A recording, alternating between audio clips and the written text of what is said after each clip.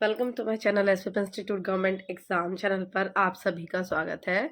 तो आज मैं आपको एसएससी का क्या प्रोसीजर होता है, मतलब सारे एसएससी का, मतलब SSC, CGL, CHSL, MTS and बाकी जीडी वगैरह के और भी अलग एग्ज़ाम होते हैं, तो सबका थोड़ा डिफरेंट डिफरेंट प्रोसेस जो है वो रहता है, लेकिन कंपैरेटिवली थोड़ा सेम ही लेवल का रहता है पीडब्ल्यूडी कैंडिडेट्स के लिए। मतलब मैं आपको लेवल और स्टेजेस बताने वाली हूँ कि कौन से लेवल पर मतलब आपका जो वेरिफिकेशन होता है, या फिर कुछ बच्चे कहते हैं कि वेरिफिकेशन होता है, नहीं होता है, या सिर्फ डॉक्यूमेंट वेरिफिकेशन कर कर ही काम चल जाता है।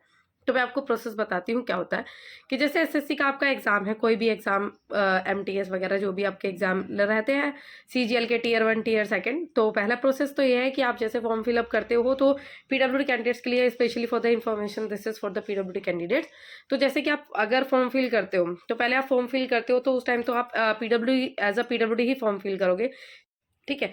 तो आप अगर स्क्राइब की फैसिलिटी चाहते हो तो आप स्क्राइब के लिए ऑप्ट कर सकते हो कि हाँ मैं स्क्राइब की डिमांड रखता हूँ, ठीक है। और अगर आप नहीं चाहते हो तो कोई बात नहीं, लेकिन आप अगर ऐसा सोच रहे हो कि पहले मैं स्क्राइब की पीडब्ल्यू की तरफ फॉर्म ना फिल करूँ, एज ए नॉर्मल फिल कर दूँ एंड बाद में इसका बेनिफिट ले सकूँ, तो ये मतलब ये आपके लिए बहुत ज़्यादा एक रिस्की हो सकता है, तो ऐसा मत कीजिएगा। अगर आप पीडब्ल्यूडी का सर्टिफिकेट है आप पे, रिजर्वेशन का बेनिफिट लेना चाहते हैं, तो जब आप फॉर्म फिल करें तो उसी टाइम एज अ पीडब्ल्यूडी ही फॉर्म फिल कीजिएगा, एज अ नॉर्मल कैंडिडेट मत फिल कीजिएगा, ठीक है। तो पहले तो आपका एग्जाम होता है, फिर उसके बाद जैसे आपने फॉर्म फिल किया, फिर आपको जो डेट मिलेगी उस टाइम आपका एग्जाम जैसे होता है, ठीक है।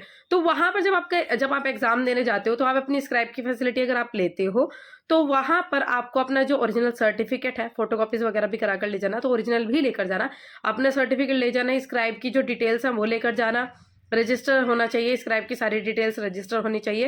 उनको मतलब सारी, जैसे मैंने आपको वीडियोस में बताया है कि क्या क्या आपको सावधानियां बरतनी पड़ेंगी अगर आप स्क्राइब चूज करते हो, तो वो चीज़ें आप ध्यान में रख के जाना, ठीक है। आपने स्क्राइब की फैसिलिटी ली तो आप उनकी डिटेल्स, अपनी डिटेल्स लेकर जाना, ठीक है। उसी के बेसिस पे आपको एक्स्ट्रा टाइम भी मिलेगा एंड आपकी स्क्राइब को भी एंट्री वहां पर मिलेगी।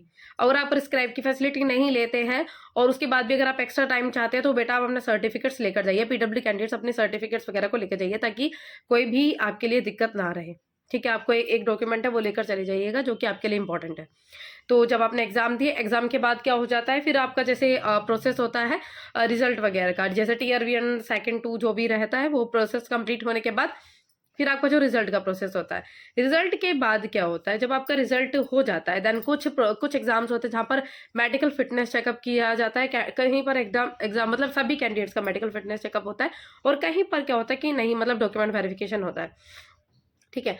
तो जहां पर मेडिकल फिटनेस चेकअप होता है बच्चों के लिए, जैसे पीडब्ल्यूडी कैंडिडेट्स, तो जब आपके डॉक्यूमेंट वेरिफिकेशन होता है, तो रिजल्ट मतलब डिपार्टमेंट्स अलॉट होने के बाद, रिजल्ट अलॉट होने के बाद एसएससी की जो रिस्पॉन्सिबिलिटी होती है वो खत्म हो जाती है, ठीक है। एसएससी की जिम्मेदारी यहीं तक थी कि वो आपको एक डिपार्टमेंट अलॉट कर दिए जहां पर आपकी पोस्टिंग वगैरह होनी है, वहां तक उनकी रिस्पॉन्सिबिलिटी होती है, उन्होंने रिजल्ट डिक्लेयर किया, आपकी पोस्टिंग बता दी।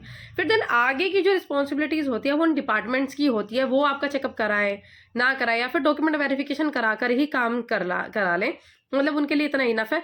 तो वो उन डिपार्टमेंट्स के ऊपर डिपेंड करता है जहां पर आपकी पोस्टिंग हुई है। तो एसएससी की जिम्मेदारी कहाँ तक थी, आपको डिपार्टमेंट अलॉट करने की। जब आपको डिपार्टमेंट्स अलॉट हो जाते हैं, तो फिर वो जो डिपार्टमेंट है उनकी जिम्मेदारी होती है कि अगर आपको वो मेडिकल दोबारा चेकअप कराना चाहें तो करा सकते हैं, लेकिन मोस्टली ज्यादातर केसेस में ये देखा जाता है कि जो डिपार्टमेंट्स होते हैं वो मतलब आपके डॉक्यूमेंट्स को ही वेरीफाई करते हैं, जो आपके जो आप मतलब ओरिजिनल डॉक्यूमेंट्स ही लेकर जाते हो, तो जो आपके डॉक्यूमेंट्स है वो सही होने चाहिए। और जो बच्चा टेम्पररी सर्टिफिकेट है, तो अगर 5 ईयर्स हो चुके हैं, मतलब अपने सर्टिफिकेट की डेट्स को जरूर चेक कर लीजिएगा, अपनी डेट्स को रिन्यू जरूर करा लीजिएगा, ताकि आपको दिक्कत ना हो, ठीक है। तो अपने डॉक्यूमेंट्स को, सही डॉक्यूमेंट्स को लेकर जाइएगा, ताकि आपके एक बार चेक वगैरह सही अच्छे तरीके से कर ले कि डेट्स और सारी चीज़ों में ठीक है, तब अपने डॉक्यूमेंट्स को लेकर जाइए, आपके डॉक्यूमेंट्स वेरीफाई होंगे। Document mostly in the cases document verify होते हैं, डॉक्यूमेंट वेरिफिकेशन होता है, डॉक्यूमेंट वेरिफिकेशन करने के बाद वो फाइनल रहते हैं।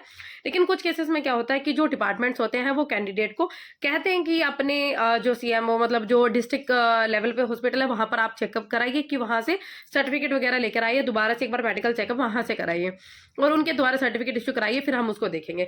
तो कुछ केसेस में ऐसा होता है, और कुछ केसेस में अगर ज्यादा कुछ क्रिटिकल केसेस होते हैं, तो खुद का ही वो कुछ ना कुछ चीजें अरेंज करते हैं जहां पर आपका मेडिकल फिटनेस होता है। कुछ चीजें वो बताते हैं कि आपको अपना मेडिकल फिटनेस या मेडिकल चेकअप जो है वो आपको यहाँ पर कराना है।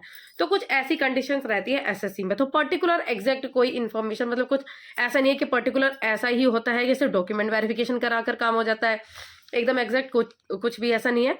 और या फिर कुछ ऐसा नहीं है कि वहीं पर ही मेडिकल बोर्ड बैठता है या फिर हम डिस्ट्रिक्ट से ही करवा सकते हैं। तो कुछ भी बेटा, अगर आपके डॉक्यूमेंट सही है, आपकी डिसेबिलिटी बहुत एग्जैक्ट है, शो हो रही है कि सही में पर्सन की डिसेबिलिटी सही है, दिखने में भी लग रही है, और उसके डॉक्यूमेंट्स है, डॉक्यूमेंट वेरिफिकेशन में डेट्स वगैरह एकदम ठीक है, जबकि डॉक्यूमेंट्स एकदम सही है, तो बेटा आपको पोस्टिंग हो जाएगी। लेकिन कुछ लगता है कि एक बार बच्चे की एक बार दोबारा से इसको एक बार चेक करना ज़रूरी है, तो वो आपको कह सकते हैं कि आप अपने नियरेस्ट जो डिस्ट्रिक्ट लेवल हॉस्पिटल है वहाँ पर जाइए, वहाँ पर चेकअप कराइए, उसके बाद सर्टिफिकेट इशू कीजिए, देन उसको शो कीजिए, फिर आपका डॉक्यूमेंट वेरिफिकेशन होगा। कुछ ऐसे केसेस होते हैं, कुछ और भी ज़्यादा जो क्रिटिकल कंडीशंस होते हैं, उनको लगता है कि एक बार हमारा देख लेना ठीक होता है, तो बेटा वो अपने थ्रू ही कुछ ना कुछ मेडिकल चेकअप्स वगैरह करते हैं। तो ऐसे कुछ केसेस है, या फिर डॉक्यूमेंट वेरिफिकेशन वो खुद से करते हैं। तो ये जो है एसएससी का कुछ इस तरीके से प्रोसेस है आपके पोस्टिंग का पीडब्ल्यूडी कैंडिडेट्स का। ओके, तो यही कुछ इंपॉर्टेंट इन्फॉर्मेशन थी जो मैं आपको एसएससी से रिलेटेड इस वीडियो में देने वाली थी।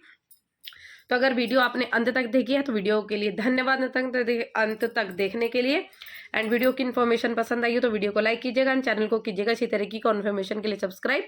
एंड इस वीडियो से रिलेटेड या एसएससी से रिलेटेड, पीडब्ल्यूडी से रिलेटेड अगर आपको कोई डाउट है तो कमेंट सेक्शन में मेंशन कर दीजिएगा, ताकि हमारी नेक्स्ट वीडियो उसी टॉपिक से रिलेटेड हो। तो हमने एक प्रीवियस वीडियो बनाई थी जिसमें हमने कहा था आरटीआई के लिए, तो उस वीडियो को भी जरूर देखिएगा। हम एक आरटीआई लगाते हैं टेम्पररी डिसेबिलिटी होल्डर्स के लिए। धन्यवाद।